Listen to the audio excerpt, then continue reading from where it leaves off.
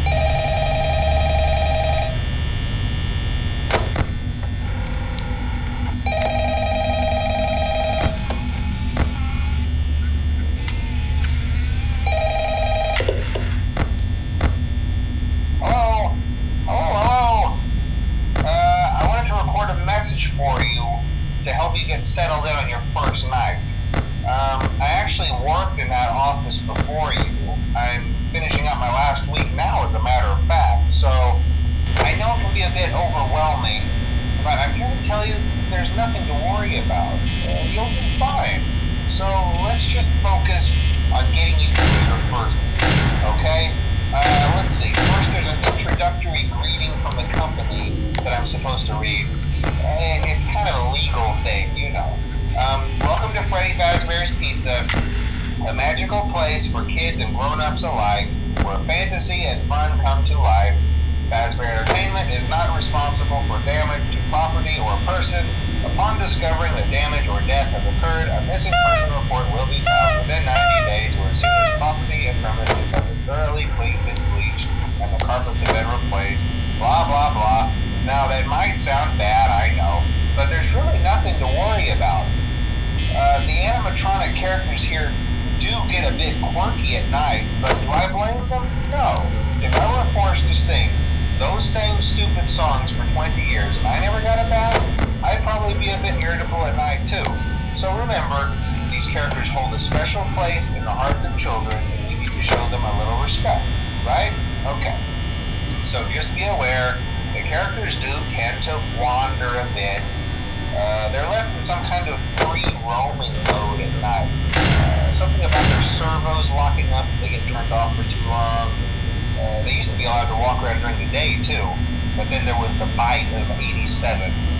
Yeah, it's amazing that the human body can live without the frontal lobe, you know?